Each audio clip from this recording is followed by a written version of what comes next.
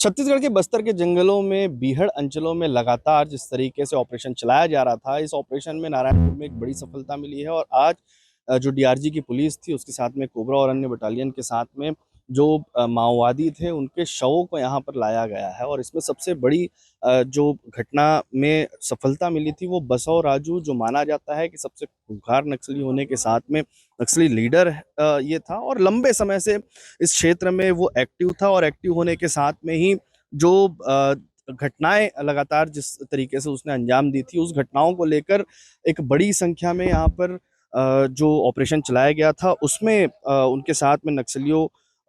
को यहाँ पर मार गिराया गया था। और उसके बाद असला बारूद भी यहाँ पर उनके साथ में बरामद किए गए हैं। खास तौर पर 2018 के बाद से जिस तरीके से लगातार सक्रिय होने की बात यहाँ पर सामने आती थी, वो सक्रियता साफ देखने को मिलती थी नक्सलवाद के रूप में और अलग अलग घटनाओं के रूप में। और उसको मास्टरमाइंड कहा जाता था, न केवल आधुनिक अत्याधुनिक हथियार बनाने से लेकर बम बनाने से लेकर तमाम चीज़ों को लेकर, और उसके साथ में ही एक बड़े पैमाने पर नक्सल हथियारों के साथ में आप देखिए, ये चाहे वो यूबीजीएल की बात करें या अन्य संसाधनों की बात करें, हर तरीके के संसाधनों से लैस, और उसको बनाने के साथ में उसको बड़े पैमाने पर चलाने और रणनीतिकार उसे माना जाता था। सबसे बड़ी रणनीति थी। और उस रणनीतिकार के रूप में जब 2008 से आंध्रा उड़ीसा की सीमा में जो घटनाएं हुई थी, चाहे 2013 में जो घटना महेंद्र कर्मा पर जो हमला किया गया था, और उसके अलावा 27 अन्य जो ट्रेन लड़ाके थे, उनको बेरहमी से मौत के घाट उठाया गया था। सलवा जुड़ूम जैसे मामले को लेकर भी, उनको लेकर भी यहाँ पर इस घटना में वो अंजाम था। 2010 के चिंतानाल जो हत्याकांड का मास्टरमाइंड भी इसे ही बताया जाता है, जहां पर लगभग 74 सीआरपीएफ जवानों को गोली से छल्ली कर मार दिया गया था। तो ऐसे जो बड़ी घटनाएं हुई थी, 2010 की बात करें, 2003 में तिरुपति कि जो अल्पीरी मुख्यमंत्री जो एन चंद्रबाबू नायडू हैं, उन पर क्लेमोर माइन हमला भी जो था वो उसने करवाया था। तो यानी समझ लीजिए कि आप मुख्यमंत्री से लेकर हर तरीके के लड़ाकों को उसने यहाँ पर किस तरीके से एक प्लानिंग की, और उसके बाद उसे निपटाने की जो कोशिश लगातार इनकी रहती थी, उस पर आज डीआरजी जो पुलिस बल है, सुरक्षा के जवान हैं, उनको एक यहाँ पर बड़ी सफलता मिली है। जो नारायणपुर में आज ये तमाम हथियार आप एक बार फिर से देख लीजिए, अत्याधुनिक हथियारों के साथ में कई ऐसे साजो सामान मिले हैं, जिससे बड़ी बड़ी घटनाओं को वो अंजाम देने की जो कोशिश थी, वो की जाती थी। और इस ऑपरेशन के जरिए, क्योंकि जो बसव राजू माना जाता है, वो लिट्टे से ट्रेनिंग के मामले में ग्रेहाउंड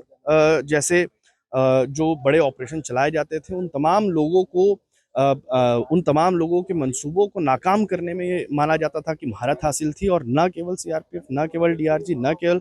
अन्य जो बटालियन है, उनके जवानों को वो लगातार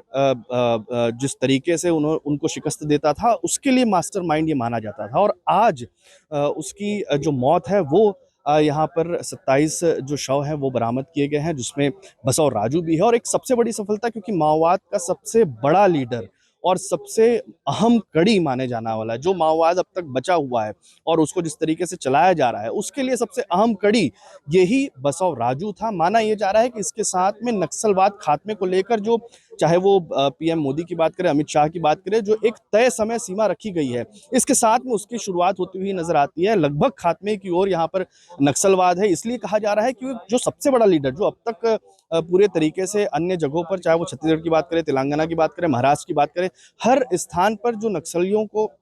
किस तरीके की रणनीति बनाना है, रणनीति बनाने के साथ में कैसे काम करना है, उस रणनीति को कैसे अंजाम देना है, कितनी आईडीज लगेगी, कहाँ आईडीज लगेगी, कौन से असला बारूद के साथ में किस बटालियन को कहाँ पर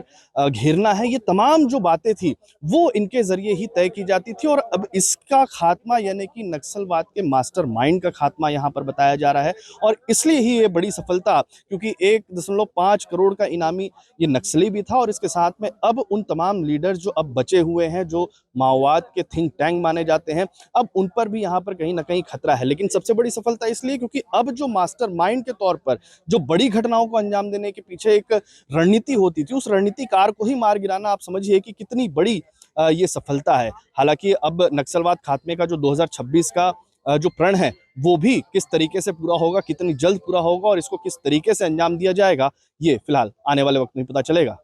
छत्तीसगढ़ से बस्तर से TV9 के लिए अमित मिश्रा।